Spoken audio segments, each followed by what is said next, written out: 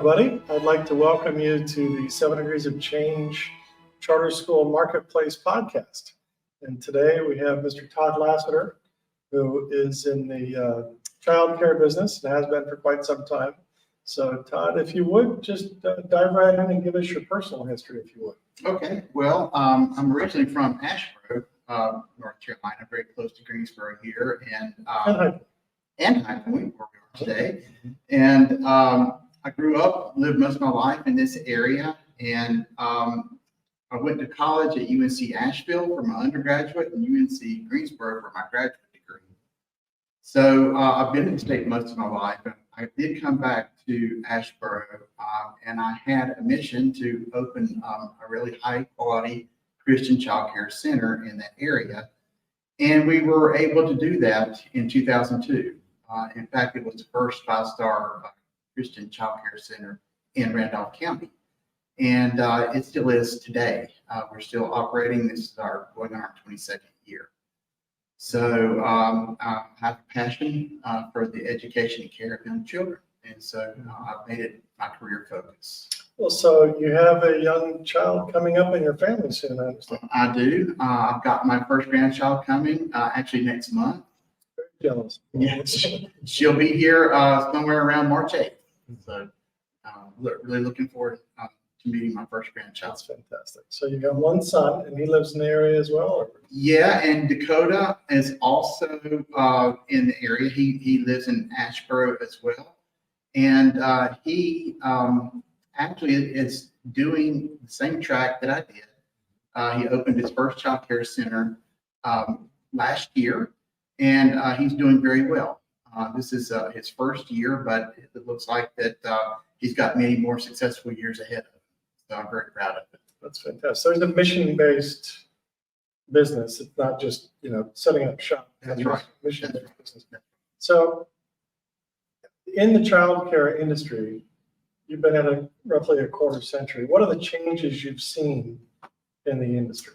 I think, the last quarter century, there has been a lot of change. And I think in the last 25 years, it's become known that, or widely known, that what happens to a child from 0 to 5 really has an impact on their whole lives. Mm-hmm. So these really are the formative years. Mm-hmm. And so good care and good child care, I should say, is very important for children. And we start with the babies, and we carry them all the way through pre-K. And we have a lot of our pre-K kids reading before they ever get to kindergarten. So it does make a difference. These kids tend to be very successful after they get through our program. Mm-hmm. So what age groups do you cover? We have 0 to 5, and then our after-school programs are 6 through 10. So you started in that business. And so there's a need in schools.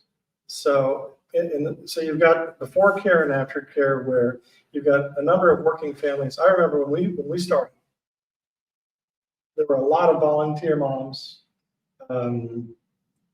Most people were not working. Most mothers were not working.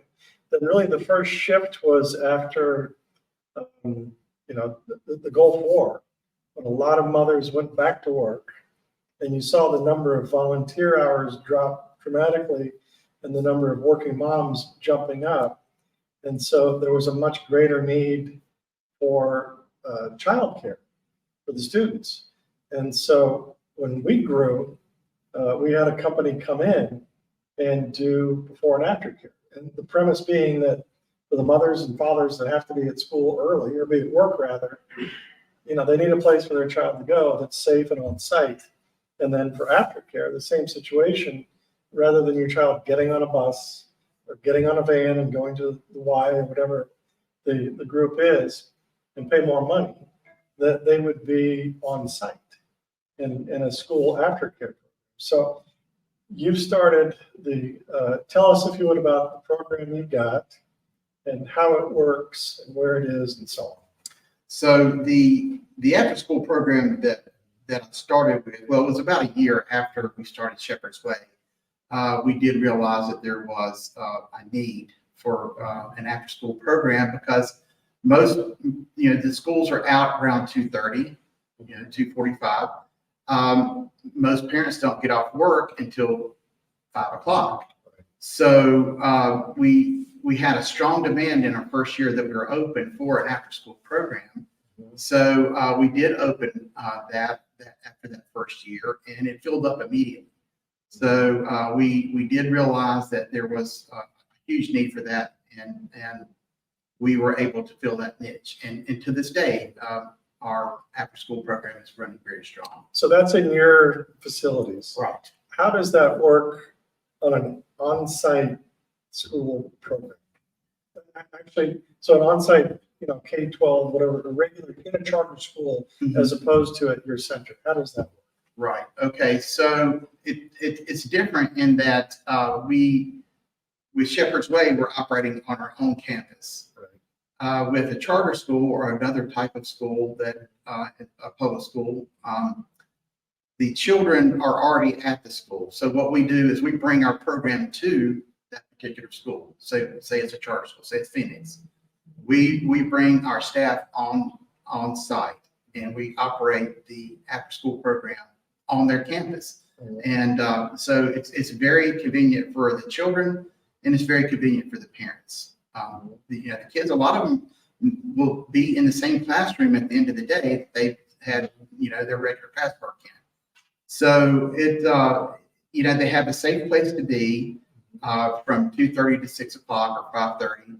And it's worked out very well for the kids. Our first program that we're doing this is at Phoenix. Well, explain if you would the name and what it means and what it does. So the name of this program is Character Club. And it's different in that, we're not just babysitting. It's not what we're doing. We are actually, doing more with the kids. We're bringing character into the program. So it's a character curriculum. It's a character curriculum. It's character based. And, each week we may concentrate on a particular character trait. And for instance, one week may be citizenship. And that week, since we have an election coming up, we will be talking about the election and what it means to be a citizen and to go to the polls and vote. So that's one of the character traits that we would focus on in this program. So what are some of the, give us all the character traits. What else?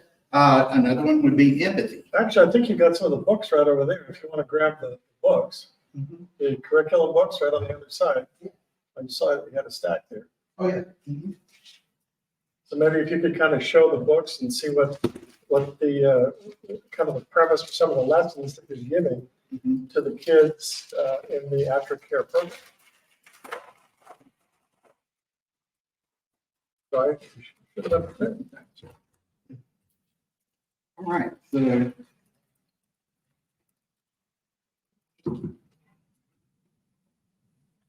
So this one, it says, you were talking originally about citizenship.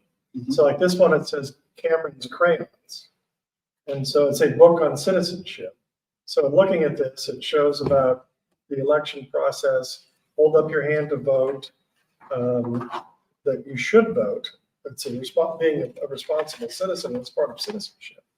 So, so you weave these lesson plans in to what you're doing during the week. So we'll give you some more. Like another one is like empathy. So this week we would be talking about what it means to be empathetic. And this one would be a really good lesson because bullying is a big issue in the school. And if you can teach kids how to be empathetic, then maybe they can put themselves in the position of a child that's being bullied, and maybe this will help curtail bullying. I think it would be one of the answers to the problem. If we can teach these kids how to be empathetic, then I think that it could stop bullying in a large part.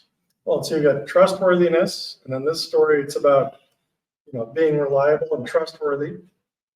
This one is about responsibility, teaching about personal responsibility, and then you've got taking turns, which is on fairness, How to Be Fair, a book on caring, that's me, and then also a book on respect, which is also another huge thing that is so important that these children need to learn about, and adults frankly today. So you weave in these lessons to the program in the afternoon. So as you say, some programs, they stuff the kids in front of a TV set. So in addition to the lessons that you have, the activities related to the character, what other things do you do? Do you have study hall, or what are the? We do. We have a study hall for the older kids, and we give them opportunity to do their homework. It's a big help to the parents, because at the end of the day, they're tired, and it's really helpful to them that they can get home, prepare dinner, and not have so much homework to do with the children at the end of the day. So a lot of times their homework will be completely done because we do offer study hall. So it's a big help for the kids, because when they get home, they don't have to worry about their homework at the end of the night. It's a big help for the parents, because they can go on with the evening and spend time with their family. So you got the curriculum, you've got the activities, and a lot of these, it's about accountability. And so what kind of accountability do you have for the students? So my guess is you've got the school that you're in has a discipline code. Yes. Which you weave into and kind of take it to the next level where the kids are accountable. So what are some examples of that? So we've instituted a 3 strikes discipline policy, and it's been really effective. And the parents are aware of it, and the kids are aware of it. And if the child gets a strike, say they get the first strike for fighting, let's say they get a strike, that's a 1-day dismissal. Okay. If they get the second strike, it's a 1-week dismissal. And if they end up getting the 3rd strike in a school year, then that's going to be a permanent dismissal. So it really helps to have this policy, because if a child gets strike 1, it really helps us get the parents involved, so the child will understand that it's going to be very difficult for the parent to find some place to take the kid at the end. They don't have anywhere to go. So and then if they get strike 2, that's a whole week that they have to find alternative arrangements. So we found that this has been very successful to curtail the behavior issues. Because what I've seen in other programs that I've seen in schools, in instances where you basically just have some adults there, the kids are in the classroom doing whatever, there's a screen on, they're on their phone, and there's no activities, but also there's no accountability. And so that, I think, is one of the biggest flaws in a lot of in-school aftercare programs. It's a warm body, keeping the kids in there until mom or dad picks them up. And this is actually engaging. And you've got curriculum and you've got accountability, so that they just know that when that afternoon bell rings, they can't go in a classroom and run wild, that you're still in school time and you're accountable for your actions.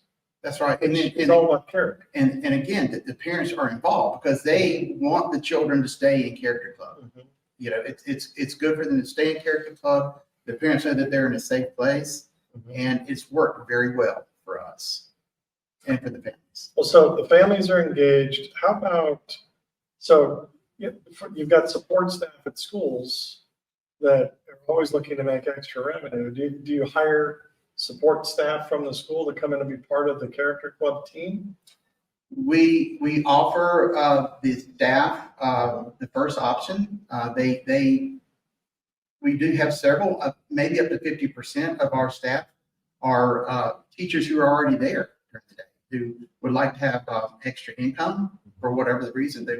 They want to work a couple of extra hours into the day, and a lot of them stay with us through the summer, and they work through our summer program. I think we have at least 6 signed up for our summer program this year coming up. So then we're not able to fully staff the program with the teachers who are already at the charter school Phoenix, for example. And then at that point, then we'll go outside of the school and hire staff to completely staff the program for whatever. I assume you go through the background checks and all the standard. We do the background check, all the standard checks, just like we do at Shepherd's Way.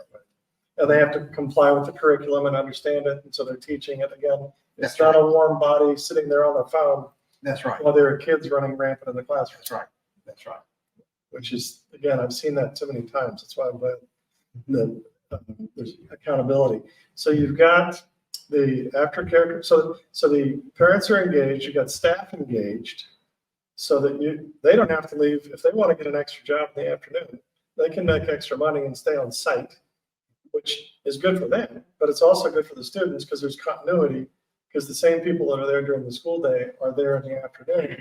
So there's that sense of family again and continuity. That's right. So how about the administration? How do you think it helps the school administration to have that setup where you've got the same kids in the building, the accountability, staff making extra money, them staying in the building? I mean, I would think as an administrator, that would be quite beneficial. Would you not? I mean, what's your thought? I mean, Phoenix, for example, we have a very good relationship with the administration. I mean, we communicate with them very closely. They're very happy with the way that the Character Club has operated at Phoenix, and vice versa. It's really worked well for Character Club and Phoenix, and we cooperate with them on a daily basis on whatever the issue might be. Well, in full disclosure, of course, the 7 Degrees is engaged in that. And this is the 7 Degrees of Change Character program, which we're quite happy that you're implementing in Character Club. And we're very proud that this is being used in the manner it's being used. It's been highly successful, and the parents love it, and the children really enjoy it. So kids like it, parents like it, staff likes it. And administration. So what are we missing? Well, I mean, we can, what we're missing, we can take this to other schools. I mean, we can take this program and plug it in anywhere. So you said summer camp as well. If you could explain how that works. So, yeah, summer camp, each year we operate a summer camp for the children who may need care in the summer months. Averages about 35 to 40 kids at this particular school. And again, we have those kids are mostly covered with the teachers who are already at the charter school, Phoenix, for example, because they're offered some. And a lot of them would like to earn some extra money for these 6 weeks that we operate the summer program. And we still use our character-based curriculum. And say for citizenship, you know, we may have a police officer come in one week during the summer and talk about what it's like to be a police officer and what exactly it is that he does. And so we continue I've seen you at the fire department, you had the police department, you had parks in. Doctor, all kinds of great people to come in and explain life lessons on what they do exemplifies these character traits. That's right. So we continue even through the summer months with this curriculum. That's fantastic. So with the before and after care and the summer camp, so what's the cost differential between off-site providers or even on-site providers compared to Character Club? Well, what's the pricing structure? So it's a very good program for the families here at the charter school, because we're able to offer this after-school or after-care program for about 50% the cost that it would be, for instance, at Shepherd's Way. And so it's anywhere from 20 to 50% lower than other service providers. That's correct. That's correct. So that we have a lot of people that, it's convenient, but it's also it's very economical for the families there. They just can't go anywhere else and find a quality program like this at this tuition rate. So you've got the curriculum, you're staying in the same site, and it's anywhere from 20 to 50% cheaper than the alternatives. At least 20%, probably 30 to 50%, I would say. That's fantastic. So where do you see the before and after care, big picture, 2 things, before and after care, or actually the child care industry in this country, where do you see that going in the next several years? And then where do you see the opportunity for growth in before and after care in schools in particular? So the childcare industry, there is an exploding demand. Mhm. However, staffing has become an issue. When I first opened 21 years ago, we opened without a waiting list, and we considered about 85 to 90% full enrollment. Now our waiting list is more than our total enrollment, and we consider 99% fully enrolled. And there is a huge demand, but we cannot meet the demand because we do not have qualified staff. Now, and what I mean by qualified staff, we need teachers who have an associate's degree or higher in early childhood education plus experience. And these people are in high demand, and we need more young people to go into these degree programs. If they don't, then we're not going to be able to expand to meet the demand that we're going to see that we have now and that we're going to see in the future. So there's not an app for that. What's that? There's not an app for that. There is not an app for that. Unfortunately, I wish there was. Right. You need, Yeah, so as an industry, it's in crisis right now, like it's some in other crisis. industries, It's in crisis, really. because you don't have enough people to provide the services that have the qualifications. Yeah. So you eventually, if you don't get the qualified people, you'll be forced to have people that are not as qualified. That's right. So again, the level of quality goes In fact, we can't do that because we operate at a 5-star level, and at a 5-star level, we have to have degree teachers and we need experience. The And problem though is if that continues, then they'll lower the standards. Because if They- you can't operate, they- what are you gonna do? that's a conundrum here. So how do we get people into that trade or into that industry? Well, that's and you know that's the magic question. We don't know yet. There's a lot of discussion in Raleigh, but we don't have the answers. So in the school setting though, in the before and after care, you've already got people in theory in the buildings that have a higher degree in education, or at least familiarity in education, because they're working at a school all day long. That's right. And So in theory, this sector, the in-school before and after care programs should really be on the rise. this can grow. This can grow because we have the staff there that a lot of them do want to work, have the extra hours, and they're highly qualified. And they can get extra money without leaving where they are. There's no That's gas. right. They don't have to commute anywhere. So it's really good. It's really good for the staff who are already in these schools. Making interested in working. So maybe this is a way to kind of take a burden off, is to get more of these programs in the schools. Exactly. And again, it benefits the families with the lower cost. You're on site, the kids love it. It benefits the staff, and there's no cost. So to clarify, there's no cost to the school, That's right. No cost to the school. but it provides all those benefits without having them expend any expenditures. That's correct. So that's fantastic. So what else can you just share with us today? Any words of wisdom about childcare in general, or? In childcare, it's the problem that we've had that I just briefly went over is that the demand is exploding, but the supply of qualified staff is not there. And we don't know where that's going to go. Right now, I could double Shepherd's Way, for example. I could fill up two and a half more centers right now if I had the staff, but just based on the demand for the waiting lists. And and we're turning away people every day. And So what are those people doing? we actually have people. We have people who call and they're in tears. They're in tears because they don't have any options. And I was just talking to one of my directors today, and she said, she had just added a baby to the waiting list that's not born yet. And I said, when can you get him in? And she said, 2025. That's what, I won't be a baby. She said, that family won't have infant care. That's a huge another issue that I think is brewing that nobody knows about.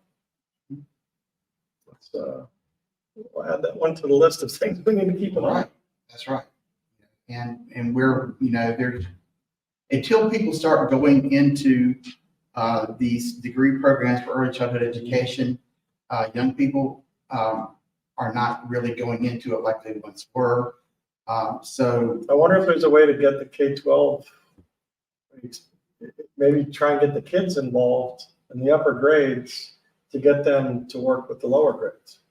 I mean, that may be a way to try and get high school kids as a program with the school to help and work with the smaller kids.